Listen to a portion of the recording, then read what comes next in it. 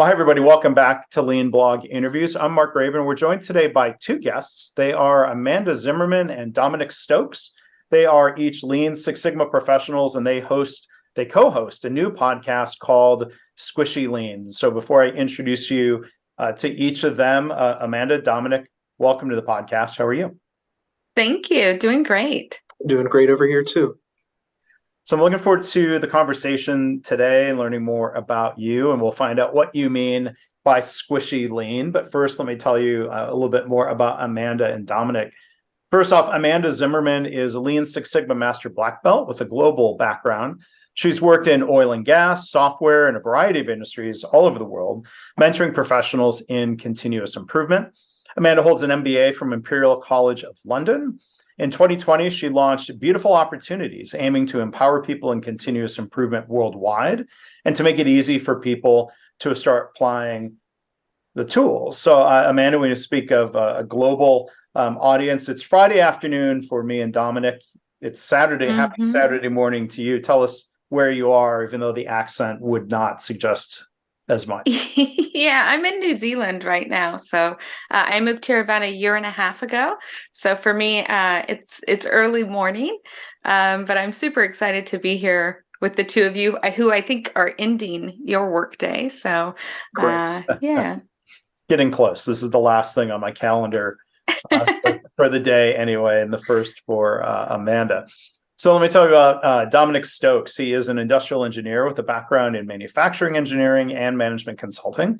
Ever since he first learned about lean manufacturing principles, Dom has looked for more opportunities in and outside of work to learn and practice. So his overall goal is to find ways to convert commercial lean tools to residential uses in the home. So when he isn't learning about lean, he's spending time with his wife and dog or cutting his hair. Cutting the dog's hair, cutting your own hair, both.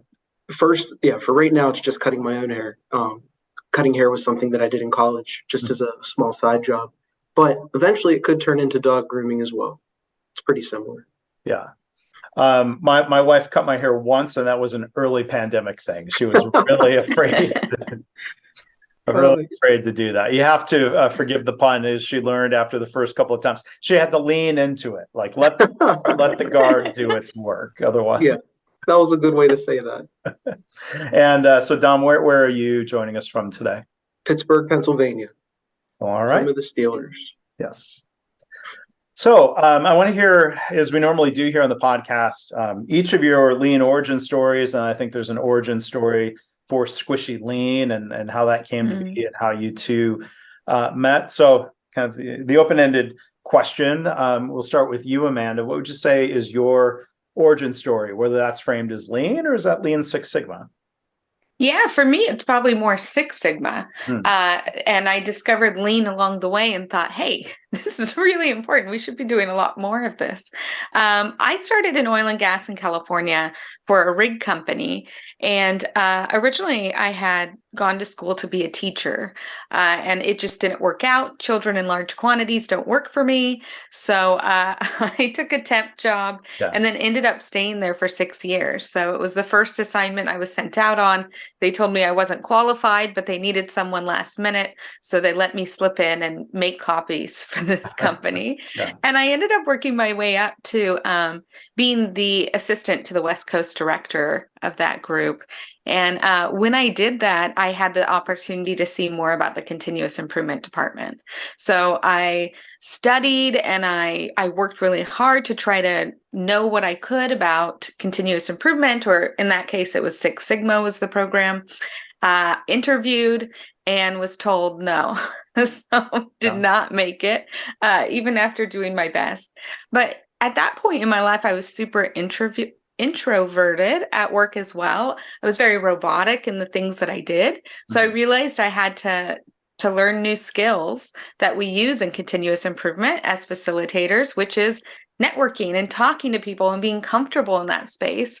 So I spent 30 days every day doing something social. And after that, it was tough. It was panic attacks outside of people's houses kind of thing. Wow. But, you get through it. And after that, they actually came to me and asked me to join their department. So, it was a lot of hard work. I think a lot of people look at us and they think this is natural or normal for us, but sometimes it does take that work and finding out what you want to do and where you want to go. It was really exciting to me using the tools, so it was worth it to take those kind of steps. So you mentioned before we started recording that you had taught a Greenbelt class this week. Is it easier teaching adults, or is that just part of your evolution in being able to be more comfortable teaching in general? Yes, it's so much easier teaching adults. I mean, I think there's two pieces there. One, I no longer have to tell a child, sit down, sit down, sit down, and spend so much of my day trying to get this child to sit in their seat. And, if you get mad at 6-year-olds for being 6-year-olds, that's on you, right? And so, that was just not a space that I was doing well. But I think the other issue with like classroom management, if we want to call it that, is I'm a person that didn't have a lot of confidence when I was younger. Even now, I struggle with that. So being a classroom manager was really hard for me right out of college. Whereas now I'm much more comfortable telling people, okay, we're going to start again. We need to come together. You need to be quiet. Whereas back then it was just so tough for me to have some of those conversations. So I think it's a combination. Yeah. That's one of my least favorite things of teaching, is trying to corral a room full of people back to Yes. Okay, we got to go. There are these teacher techniques for trying to get attention and silence and all. But I want to ask one other follow-up question, about your journey. You say you later discovered lean. Like, I'm curious, how and when that was, and how did that resonate with you as something important to bring into the mix? Yeah, so our oil and gas program was pretty Six Sigma focused. So it was very green belt, white belt focused. There was lean in there, especially with the 8 wastes. I don't know that we had the 5 principles of lean that we used. So the majority of the course really, you're getting maybe half a day of lean or a couple hours of lean.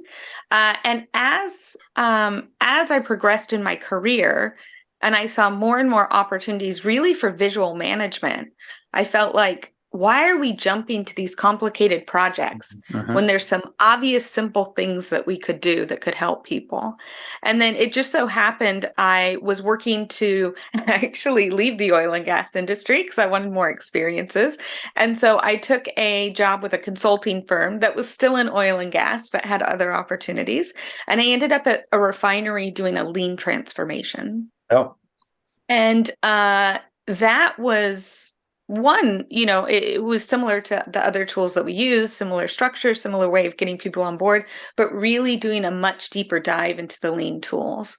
And so that for me kind of cemented the knowledge that I already had on my own of researching it and seeing how it can actually work and transform a team. So that was a wonderful experience. I'd say it also had quite a few elements of agile, if we can say that, in oil and gas, right? Yeah. And so it's been a really interesting progression to kind of start with Six Sigma and then go back and say, hey, something's missing. And I think so many organizations do that, right? They start with the Six Sigma program. I think that certainly happened with a lot of companies, and they've added on lean. And I mean, the last manufacturing company I worked for almost 20 years ago, I'm trying to think what came first. Maybe it was lean, but it was lean and Six Sigma, which I think is different. Maybe just we can open some discussion on this a little bit before we get to your origin story, Dom. There's lean and Six Sigma, where at Honeywell, those were two very different, full, rich disciplines being used together, where I see a lot of times this kind of single lean Six Sigma is quite often 80 or 90% Six Sigma with a little bit of lean. Curious to hear your thoughts, Amanda or Dom, kind of on that mix, that balance. Is it separate things that coexist, or is it a combined methodology to you? To me, I prefer it as a combined methodology, but I think there's a progression of maturity.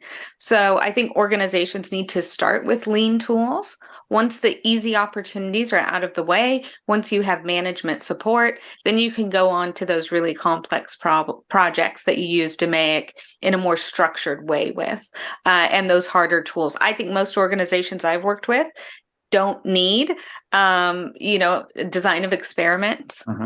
They need Kanban boards. They need control charts, maybe. So I see it as like a maturity progression. What about you, Dominic?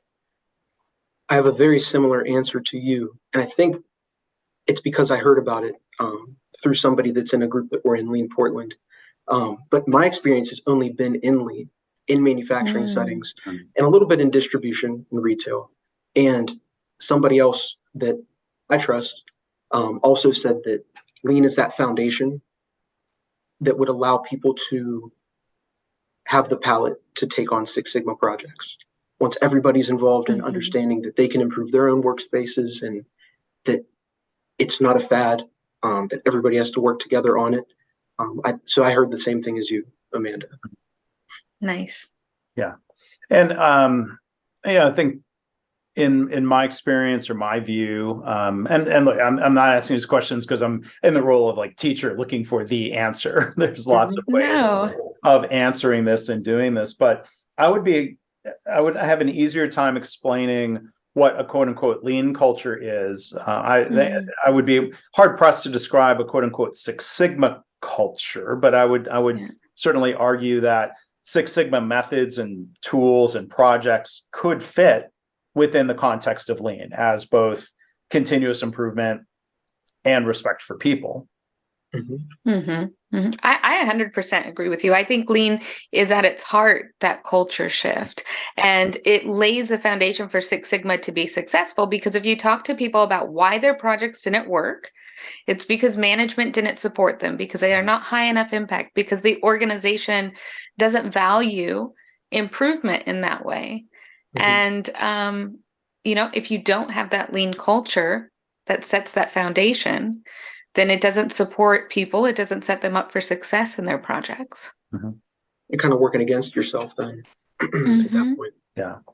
But, maybe as a follow-up question for either or both of you, back to that point you raised, Amanda, of people saying management didn't support me. Well, then the question is, well, how do we define the support gap, and what countermeasures are we recommending then? Like what does it mean to have management? What's the right kind of support? What's the right level of support? That's a good question. I have what something do you think, that I Dominic? think, I can kind of speak to that. In my experiences, the management support was enablement. Sometimes they were involved, but it was more overseeing to the point where they were excited to see what everybody else had to say now that they had different ways to say what they've always seen. If that isn't too much of a convoluted way to say it. So I remember at the end of Kaizen weeks, whenever the owners would come down to the floor and we're standing next to our flip charts and speaking about what we did, and they're just excited to see other people stepping up to speak about how much fun they had that week. And I think that's the piece that I'll go into in my lean journey that I think really like hit home for me. But I think that's the piece. Yeah. Whenever you're enabled by management and they allow you to have that time to practice and try or iterate or something. Yeah.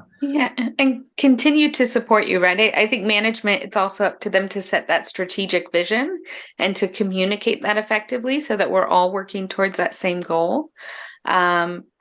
Just exactly what you said, Dominic, supporting the team, helping them identify projects, helping them be empowered to make changes, truly empowered, not just saying it'd be great if you could tell us what to improve. There's language sometimes people use, they'll say things like, I want people to feel empowered. And I'm like, well, I guess that is a feeling that they decide if they have, but I mean, we can actually empower people. We have to be careful of fake empowerment, or the worst versions of the phrase are things like, I want people to feel like they're involved. So like, well, maybe we could actually get them involved. And they will feel involved, but not fake involved. evolved in terms of like, Yeah. well, we want you to feel like you had input when we have no real intent to take the input. I would say don't waste people's time. People get discouraged if they've been told Absolutely. to speak up, to chime in, and they're not listened to. Amanda, I'm sorry, you were going to say, I'm sure you've got stories or thoughts on Oh, that. no. I mean, I probably tend to be like, yes, too much. But, I always Yeah. think of it like we're playing baseball. And the work that we do as consultants is we get that team all ready to pitch the ball to management, but it's up to them whether or not they're going to hit it. And so, to me, if they throw that ball and it doesn't get hit, that cuts deep. And a lot of the work that we end up doing is actually getting the people back on board after they've had those experiences previously. Yeah. And that to me is just so disappointing over and over again. Are you going to an organization where the top management doesn't know about the program or the things that are going on? It's just, we want true empowerment. So I think that's a great call out, Mark. Yeah. It's recognizable when it isn't as well. Yeah. There's no fooling people when it comes to that. Yes. But yeah, I mean, I think like to me, the role of the leader is, I love the E words that you use there: enable, empower, not jumping in to do it for you, right? There's this difference between giving people a space, or even, trying to create the conditions where there's psychological safety, where people can first, point out problems, and then B, go try things. And one of you touched on already, sometimes we're going to try countermeasures, projects, improvements that don't work out the way we expected. And if that gets punished, people will stop participating. It's understandable. Yeah. Absolutely. Yeah. All right. Well, so Don, maybe let's bring it back to your origin story. I mean, I think this is a fun, open-ended question, because your story is different than Amanda's, which is different than mine, which is different than others. So what about yours? Yeah. So I'm fresh out of college, majored in industrial engineering, went to the University of Pittsburgh, and I started at my first manufacturing company, where it was a big lift for me to find where I fit in, where I would fit in with the shop associates, with the engineering team, with the design team. And we were a company that was releasing a lot of new products fast. So I had to be able to speak well with all of the associates on the shop floor. And me coming in so young, not knowing how to work any of the tools physically, like drills or wrenches or anything like that, and not knowing the industry, it was really difficult for me to gain trust. So while I was at that company, I had 3 different directors, and I say they all fit on the spectrum of, I like lean and I don't like lean very well. Like one on the one end, another one on the other end, the other guy right in the middle. Yeah. And it was whenever we switched from our first director to our second director that I saw such a change in the overall attitude of the associates, because he was the person that introduced lean to the whole organization. It may have lived a little bit within the engineering team, but he took it straight to the floor, put on the jeans, drove the Roadhouse car to work just in case anybody got mad and wanted to slash his tires, and just got right out on the floor and said, show me how you do it. And then went to the next person, show me how you do this. And it was never one specific thing that he had implemented or he had encouraged us to implement. It was just this general wave of a better feeling of being at work. And I physically saw it because I was able to gain the trust of the same people that were so work hardened and ready to work against me. Yeah. As soon as we brought in those methodologies, identifying wastes, 5S, it was an easier way for me to communicate with them every single day on the work that they did, rather than going out with this preconceived task of, I need to find this time so I can put it into a system. This was more, show me how you work. So I was actually encouraged to wear the same clothes as everybody else and go out and build product. And I learned how to work the tools. I sat next to the same people that did the job longer than I had been alive at that point. Yeah. And I learned so much. So I think that I've been chasing that feeling ever since I saw it for the first time. And to double down on that, that director ended up taking us back to his original location where he was able to learn lean, his old company. And I saw ways of manufacturing there that were so simple. Their andon lights were Velcroed yet red, yellow, and green stripes that just stuck above their workstations. They used like fence gating on the back to hold their bins. Like nothing was like top of the line, but I saw rabbit chase assemblies where there were 3 people in a line, and if somebody in the center had to back, wasn't going fast enough, they backed up and the person behind that person in the center moved forward. It was just the coolest thing to me. And I just kept saying, like, what a great environment for people to work in. So that's what really sparked off the interest in lean. And I've just been trying to practice it ever since. Yeah. And every time I learned a new thing or a new tool, I really didn't want to focus too much on the tool, but it was really hard for me to separate seeing a tool in the industry and then also seeing that same type of tool in what we do every single day. So when I see Kanban shelves, I'm thinking about going to the grocery store. Right. If I'm seeing 5S, I'm thinking about how I'll try to make my bed every day, or the organization of where my toothbrush is, and all of those things, getting things closer to where you have to grab it from. So I think that whole feeling is what I've been chasing ever since. And I've just been trying to do that every single place that I've ever worked and every organization that I'm in outside of work ever since. Yeah.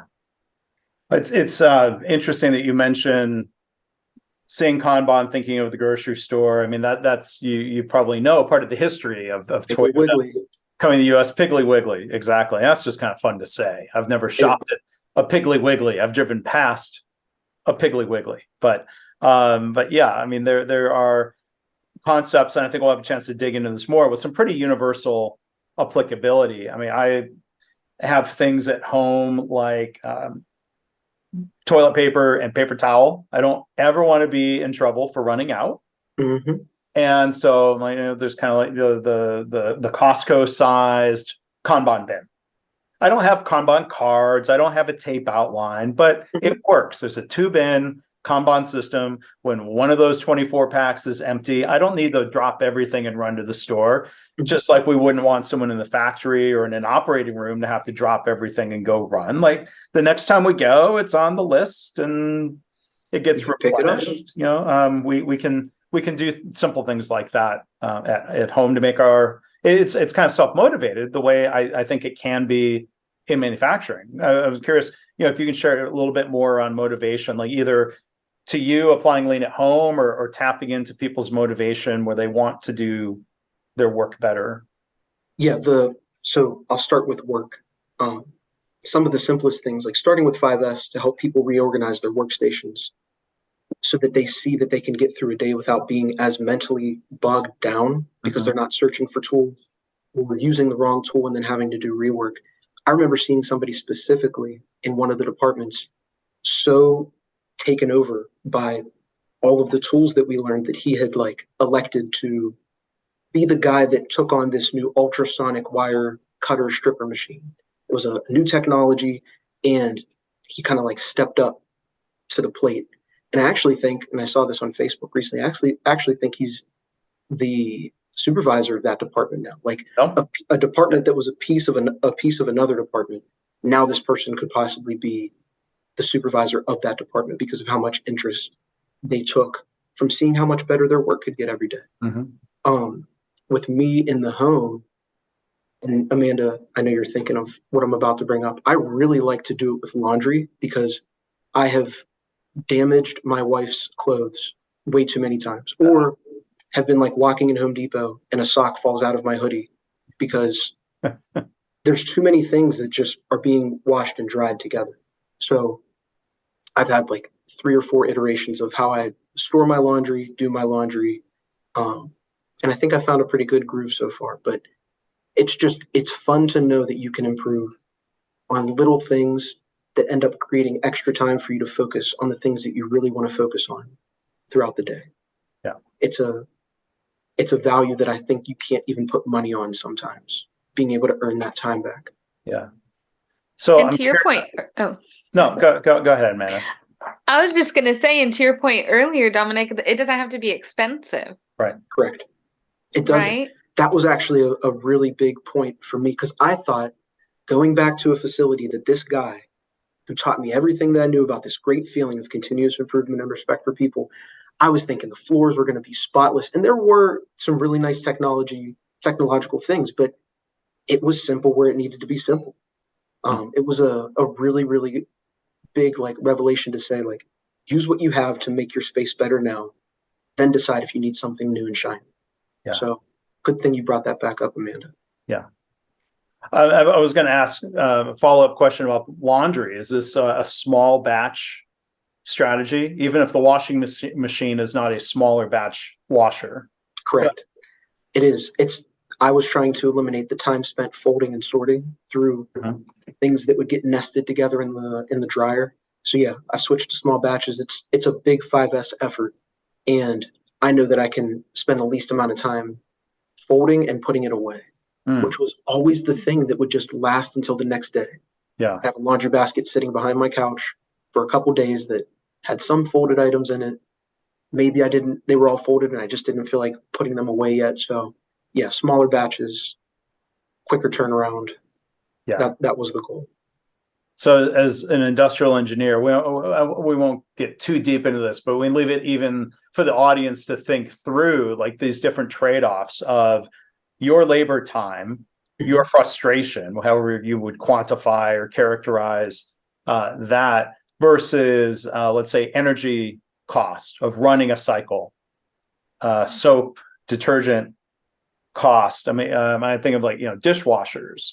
It's said that, a modern dishwasher is still really efficient. You don't necessarily have to wait until there's a full load, that even running a partial load is more efficient water-wise than hand washing a small set of dishes in the sink. I mean, there's more energy use. But when we think about these trade-offs, though, it's interesting to think through how you've decided how to optimize things for you, it seems. I think that right now the problem of damaging clothes just became a bigger issue than the energy costs at the moment. That doesn't mean, and this is why I love continuous improvement, that in the future we don't re-optimize and reorganize this to actually be more energy efficient. Yeah. Find a way to just like identify the clothing that doesn't need to go into the dryer so it doesn't get accidentally put there. But yeah, it can change. But the big screaming problem was I was ruining very expensive clothing.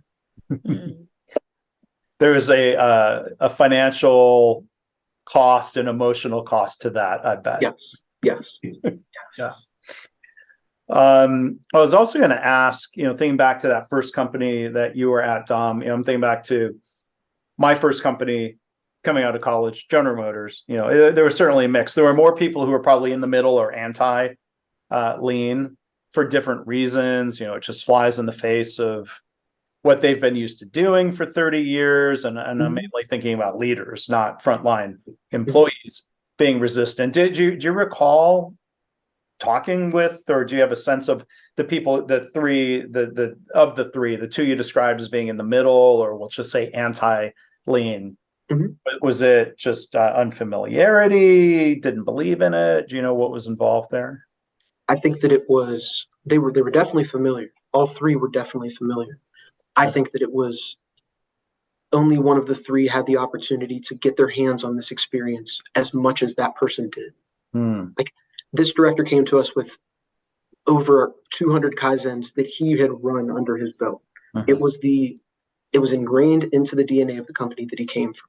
And that is where I think that I've been so inspired to really practice as much as possible and gain that firsthand experience. So everybody knew what it was.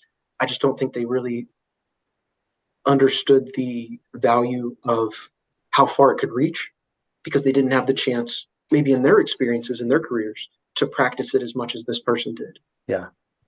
That was exactly the situation at my GM plant. I've told this story on the podcast many times, I think, but the second plant manager I worked under was one of the original GM people who was sent to the NUMMI plant to learn from Toyota. And I remember asking him years after I had left GM, like why the number two in the plant just wasn't aligned or wasn't on board with this lean direction. And he said basically what you did. Like, he didn't have the opportunity to have the experiences that I had to see firsthand. But for you, and then maybe Amanda, we can turn it back to you also. From your first exposure, I mean, first Dom, like, was it more of kind of an intellectual acceptance that, okay, well, this this is a better way. Now let's go do it and gain experience compared to somebody who had been through all of those events or circumstances? Yeah, I think I was just more struck by how fast it reached everybody. There was a special assembly line. This is the turning point I think that I had that made me realize that this sparked an interest in everybody's minds. There was an assembly line that was very rigid. It didn't allow you to build bigger products or smaller products on it. It was like a cart and elevator system that moved to certain stations. So you could only build products that fit on it a certain way. And one of the tasks was for us to push that out of the building, and throw it away into one of the dumpsters because we wanted more space to be able to build multi-model products. And it took 20 people to push it out of the building. And they just left it all intact and just slid it out. It was like the biggest uproar so I don't think that I think that it's that intellectual aspect of me seeing wow, this really gets people motivated and has everybody work together. That's all that I needed. It has been fun to learn about deeper meaning things, maybe what the Kanban equation is based off of. If we want to get into nerdy things like that, it's fun to pay respect and understand where that comes from. But you can just start with the two-bin system and tweak it from there if you really want to get it in the hands of the people fast. Yeah. Amanda, any thoughts there about even your journey or what you see with others of belief versus evidence or hand in hand?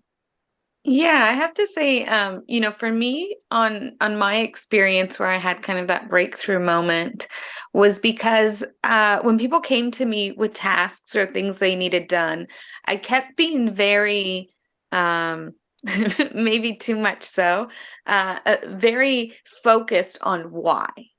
Why do you need this? And what are those deadlines? What is the demand behind that? And, with some tasks that you get handed to as an admin, they're often not connected with anything deeper. And so, in asking those questions or having some of those challenges, I think I felt like, am I doing the right thing? Right? Am I saying no to things that I should be saying yes to? And then I found what is it? I guess it was Lean Six Sigma for Dummies was probably the first book that I purchased. And I found out there's words for those things and that there's information behind that I could learn from. And so that's the first time that I went, okay, demand is a thing. Aligning our tasks to demand, that's a thing. It's not just in my head. There's words for it. And so that for me, I was already on board. I was already using the tools. I just didn't know these fancy names for them. Right. And so, I think it's just part of who I am as a person, that I was on board and interested. And I think it's that enthusiasm that helps me break through to some of these people like you're talking about that maybe don't have that experience or confidence that things can change. And so I think I kind of have that blind passion or enthusiasm to go in there and be like, cool, that's fine. But we're still going to take these steps forward. And there still is opportunity there. Yeah. Nice. Yeah, and I think we probably all had the benefit of learning about these things when we were young, and we had not yet gotten into the cycles of people who had seen all these programs of the month, their program of the year, that disappointment that maybe turns to cynicism of leaders saying, okay, here's this program, here's this thing, and then it doesn't stick. It doesn't really lead to anything. And then, again, it's understandable why people might then shrug their shoulders or roll their eyes when they hear about something new, even when then we've got experience and evidence and we want to say, hey, we know this can work. They might not want to even let you prove it, until you can show it's different this time. Oh, yeah. Yeah, coming from oil and gas, everybody was really excited for a 27-year-old woman to step out into their site and tell them about continuous improvement or do a time and motion study, right? I guess in my career I've had some extreme examples maybe of people that were not on board that you still had to interact with and do projects with. So it's it's I think part of the journey that we don't always teach people is being comfortable in that uncomfortable space and understanding people are not going to be excited sometimes. Yeah. Well, so one thing I was excited about, back to why I had reached out to the both of you on LinkedIn, like to me, this is the best of LinkedIn, is when, somebody, you get exposed to somebody, or in this case, the two of you, who I didn't know. It's probably because somebody I know may have commented or liked a video that you did, a conversation between the two of you, that you called Squishy Lean. And I enjoyed that discussion, and the term kind of caught my eye. I mentioned earlier the podcast, that video was that basically a prototype of what is now becoming a podcast? Yeah, we did. We decided to not worry too much and kind of experiment with this squishy lean space. So we did a few videos when we could connect to see, hey, how do we vibe? What are some of the topics we could talk about? Is there value here? And after a few of those, we felt like, hey, we really like where this is going. Let's make this into something more. Yeah, that's exactly it. And those first couple videos that we made, that whole process was so much fun. Just getting into a space, because Amanda and I had met in another lean organization called Lean Portland. And we had good discussions there. And then Amanda had contacted me and said, we have great discussions there. Let's try to have our own discussions and kind of see where that goes. So yeah, call it a prototype. Yeah. But I mean, that's what we do, I think, with Lean is have this, you had the freedom to run a small test of change, to run the experiment. Rich Sheridan, the CEO from Menlo Innovation, loves to say, run the experiment. If in doubt, if there's no harm that's going to come from it, run the experiment. So what I hear you saying was, doing a couple of videos was kind of no pressure of, like, if you decided not to keep going, well, you put out a couple of videos. That's not a failure. Yeah. But tell me more about how you evaluated some of that thought process of, clearly you figured out you could do the videos. It seemed like you were enjoying them. What was some of the thought process for evaluating that experiment and deciding to say, okay, this is going to be a podcast? Yeah, let Dominic answer that. Yeah, I think that once we got past the mechanic aspect of being in two completely different time zones, are there times that we can meet? Check that box. Yes, we found that. Then it was, are there topics that we think that we both feel comfortable speaking to? That, I think, we kind of danced around as we went through the videos until we decided on what kind of audience we were trying to reach for. And that's where I think Squishy Lean, the name of that, speaks more to the audience that we're kind of trying to reach out to. We understand that there's tools and resources for people that are in the roles now. But if there's anybody else that's outside of that or wanting to get into practicing lean and continuous improvement in Six Sigma, we want this to be a launch pad for them in that sense. So yes, then once we found that checkbox and we said, yeah, we have the audience, we have the name, then it was more, how structured can we get? And we came up with a pretty good structure, did a SWOT analysis to see what we wanted to do with our podcast, and then basically mapped out a couple the next year, basically, of topics that we could talk about, how that was going to be broken up, and then assign some roles. So I think that it was a pretty natural progression. And once 2 or 3 of those boxes were checked in the beginning, I think it was a very clear indication that we were ready to go. Yeah. Anything else that I missed, Amanda, on that? No, I think what you may have missed, actually, I said no, but I think what you may have missed is that I tend to be someone that if I want to know more information, one of the places I go first is YouTube, and I look at the videos there, or I just listen to it before I'm going to teach it to hear how others explained it. So even though I'm listening to it, probably the podcast is a better option for that. But I tend to go towards those videos, whereas Dominic comes in and he's he's on top of the podcast game. So I think some of it's also that Dominic is quite passionate about podcasts. So I think some of that passion kind of rubbed off on me that let's try it. Let's go to that audience, because essentially it's what we're doing already. And what I really kind of liked about the podcast idea is it forces us to describe things, I think, in more detail, because people are not seeing that visual. So I think it also forces us to take a step back and look at things a little bit differently as we're describing them, which I think is a really good challenge when we're looking out to people who are new to these tools. Yeah, it sharpens our communication 100%. Yeah. So tell me more about where the word squishy came from, and why that became kind of the driving word in the title, Squishy Lean. Yeah. So this is a word that I've used quite a bit over the last few years. I did a just-in-time cafe last year, I think, where I talked a little bit more about the ways that we kind of isolate people away from continuous improvement. We bring them in, and then sometimes we sour them to it, or we make it too hard, or we make it very complicated, right? We use words they're not familiar with, or tell them that they're doing it wrong. And I just feel like there is a space there to be squishy, to be, less about those hard corners and doing it perfect, and being more comfortable and just trying it out. And so I think, I use that word squishy a lot, and I think Dominic liked that interpretation, that approach to those tools.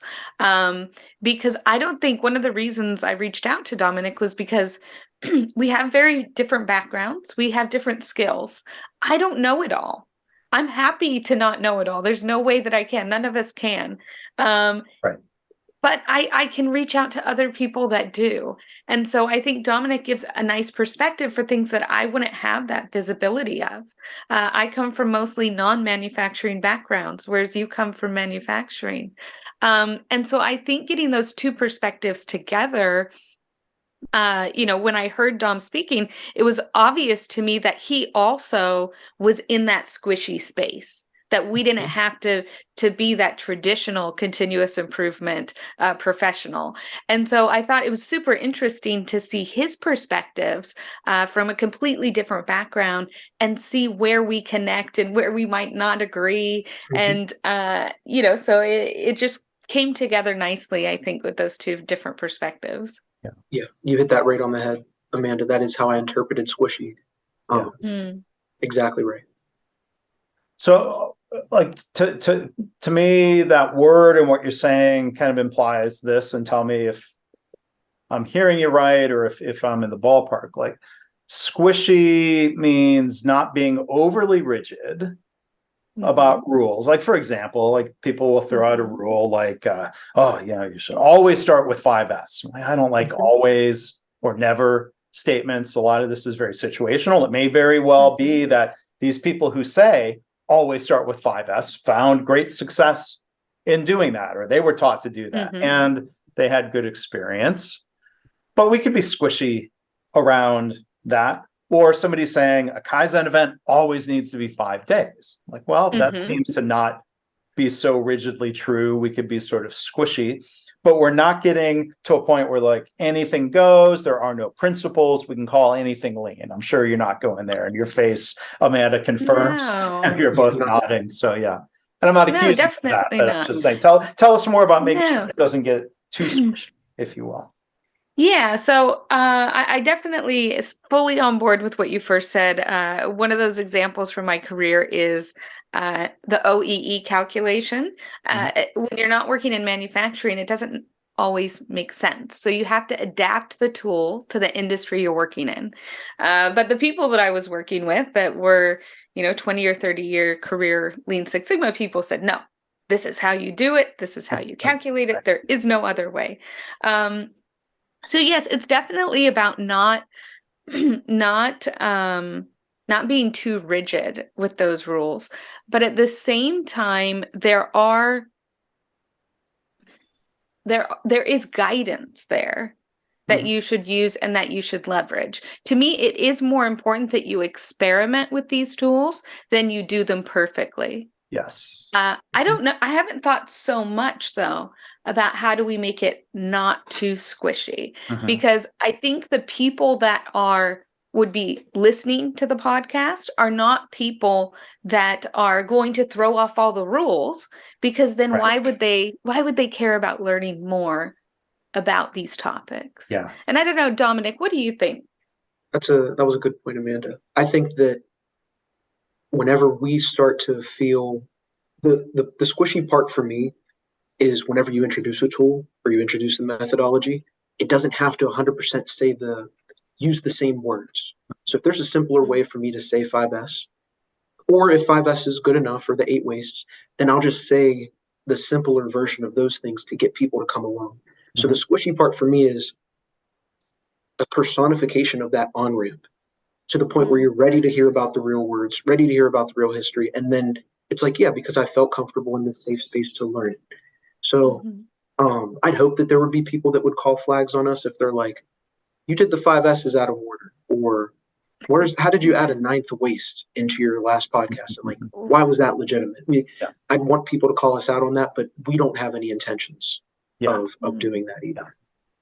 You're testing my limits there, huh? A 9th waste. Ooh. Well, I was going to say that being overly rigid is the 14th waste. I've just invented no.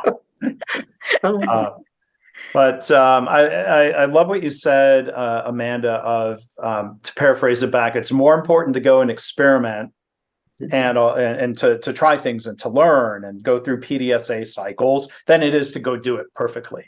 And I think that's a great point. And that seems to be one of the themes of what you're going for with the podcast of, how can we make it less intimidating or easier for people in different settings to get started. So I was wondering if you could, tell us a little bit more about the audience profile that you've identified and how you think the two of you as podcasters, or how all of us, what advice you would have about how to make it easier for people to get started.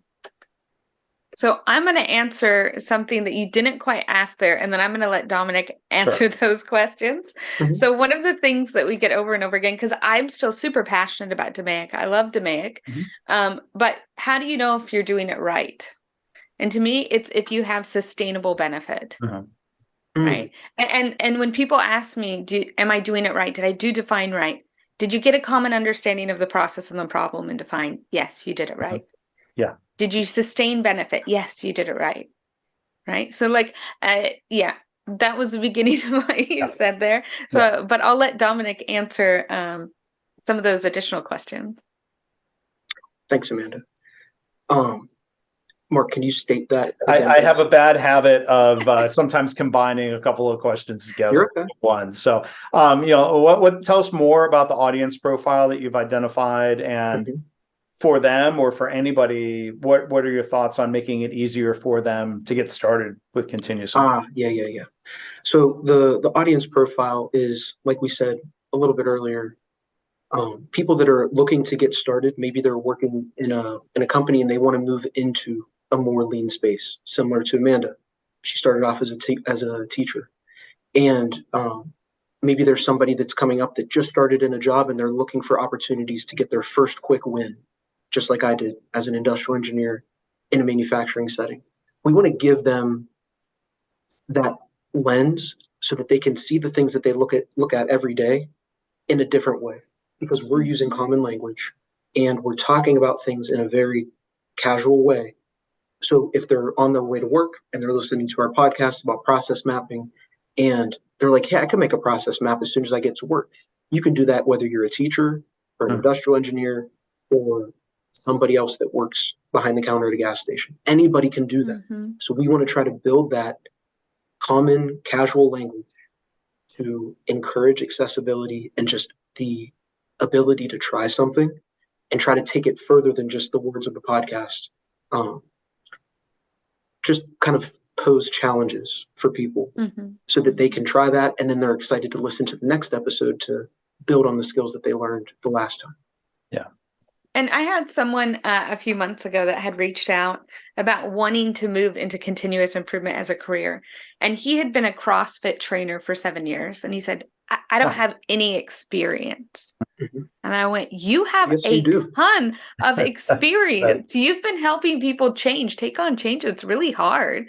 Identify maybe what those gaps are in their body to be able to find those solutions that help them and transform their lives. Like to say that you don't have that experience, or to reframe that for a person so that they understand that actually they've been using these tools, even if it's not the traditional application, is exciting. It's powerful. And I mean, I guess at the end of the day, we want to enable those people that are new to be able to run with these things, to experiment with these things. Yeah. Well, it's funny you mentioned a trainer. I'll put a link to it in the show notes. I wrote a blog post. I think this was back in 2016. I started working with a personal trainer, and I wrote a blog post about what I learned from him and how that connected to lean and continuous improvement. It's not that I had never exercised before, but there were things that I was learning that were new. There were some bad habits that he was trying to coach me out of. And I think there's this theme that's related to what we're talking about here, of not making me feel bad about my mistakes, that the focus was on learning and improvement instead of punishing me in some way. And that's near and dear to me with my book, The Mistakes That Make Us. Sorry for the shoehorning that in. But what are your thoughts of, kind of as we make it easier for people to get started, reducing that fear factor of, I'm going to do it wrong, I'm going to get in trouble, I'm going to get embarrassed, I'm going to be punished? Reducing that, I think is really important, because then it would turn continuous improvement and feeling that you need to be certified in it into a prerequisite. Like, everybody just knows how to do it. It'd be great if, whenever I approach somebody in the job that I have now, and I talk about how I'm going to make a process map for their exact process that they do every single day, if this isn't the first time that they've heard about that type of process mapping, or if I offer an idea for an improvement, it's not the first time they heard about reducing waste. It'd be great if that was more of a universal language, and we could leverage some of the tools that we have today to spread that message a little bit more. I think too, people start to when they don't have maybe a job that's a continuous improvement job, they struggle to say, how can I use these tools? But you don't have to call it what we have in the book. Have your team get together and do a workshop with your team, and maybe you're using these tools. So I think it's also giving them the confidence that they can take those steps, just kind of enabling that and saying that it is okay to do that. It's not outside of what's required, right? Like you said, Mark, you're not doing anything wrong, right? And Amanda, I just wanted to kind of comment off of that one thing. That's why I think the podcast is going to be such a good way to reach the masses, because I can name multiple times where I've heard something on a podcast, immediately tried it the next day, and then that became a major point of my routine. And I told you this, Mark, in our pre-call, that 2-foot rule, that one of the very first people that were on your My Biggest Mistakes podcast, I've implemented that, and it's awesome. There's days where I don't want to say hi to somebody that's 2 feet from me, and I still do. And I think that it's really put me into a better position when I speak with people at different facilities, higher ups, people on the shop floor, everybody. So if I've done it, I'm sure that other people are going to want to do it too if they hear about it through our podcast. Yeah. Squishy lean. It's kind of fun to say once you get used to saying squishy lean. One other topic before we wrap up here. Dom, you mentioned earlier, it sounded like, like most people, you're introduced to lean practices in the workplace. You end up doing some of these things at home, but I know you've got a passion for maybe even trying to flip that, of exposing people to lean concepts at home, maybe even as children, as a way of equipping them for the workplace. Tell us more about that. So nothing's set in stone yet, but I can definitely think back to times that I was younger, with ways that certain things were done, like even the organization of my refrigerator, that helped me do things at a better pace, at better quality. I was able to really help out around the house because of some of the lean practices that were implemented that I didn't know were lean practices. Let's put it that way. And I think that that gave me confidence as a younger kid to step up and be a leader in other situations, school, sports, other things. And I think that everybody has that same home base with opportunities that they can find to start to gain confidence and practice and show how they can contribute more whenever they're working with a team. So I think that there's opportunities within families to share work, identify areas where people can help or stop doing things that are non-value added, and gain that confidence to then take out into their other endeavors. I also think there's an opportunity for people to earn scholarship money, in a sense, off of finding and identifying wastes and eliminating wastes. And that might be something else that pops up later. But I really think it goes back to the confidence I gained from helping out around the house just as a kid. Yeah. Yeah. I mean, we've got this opportunity now, since lean is no longer so new. We're a couple generations in. As adults are, now with the opportunity to help, shape what their kids are doing. And it's always fun to see examples of people engaging their kids in improvement at home. I've seen examples. Joe Schwartz and I, in the last chapter of our book, Healthcare Kaizen, intentionally did a chapter of how his health system encouraged people to document Kaizen improvements they had done at home. And they didn't mean Kaizen events, but people coming with pictures of like the kids, the problem statement was kids aren't getting out the door to school on time. So we organized the boots and the lunchbox and the thing. And like these process improvements that don't have to have an ROI. It's making your life run more smoothly. I love seeing examples like that. And I'm sure, hopefully the kids feel better about it too, that they're not being forced. It's not like being forced to go clean your room. Yeah. It's something that should be fun for them. And you'll see that in the sustainability piece. Right. How long does it really keep up? And how well did you sell that idea? Yeah. But I'm right there with you. Oh, it'll be good to see how this all evolves. And, Amanda, I'm curious before we wrap up, if you've got thoughts or stories around that as well. I mean, it's definitely something that I'm very passionate about, but I think my perspective is maybe a little bit different because the last 10 years I've been traveling. So while for me at home was my suitcase, so I definitely agree. There were tons of things of when I get into a hotel room, these are the things that I do. This is how I unpack my suitcase. This is where everything goes. These are the things that need to be organized. These are the things that just need to be stuffed in. I do have a lot of passion about making it as easy as possible to manage our home lives so that we can spend as much time as possible doing what we love. But Mark, you mentioned that ROI. The ROI doesn't have to be dollars, right? So like whatever goal you're going after, which maybe it's getting kids out of the door with as little frustration or getting them out on time, the return on investment is they get out the door on time. You have less stress about it, right? Like I think too, it doesn't all have to be dollars. Yes. I agree. And as a traveler who has no kids, the suitcase and the travel routines, that's an application for standardized work in Kaizen for sure. Yes. And learning from our suitcase packing mistakes. Yes. Well, again, we've been joined today by Dominic Stokes and Amanda Zimmerman. Squishy Lean is what you should go search for wherever you are listening to this podcast. We'll put links in the show notes. So congratulations on the launch. And I know it's great to hear that you've got a plan. Too many podcasts do sort of fizzle out, and it sounds like you're going to stick with it and not fizzle out. So I'm excited to be able to keep listening and hear what you have to say and encourage others to do the same. Awesome. Thank you very much. You. So this has been a lot of fun. Thanks to you both.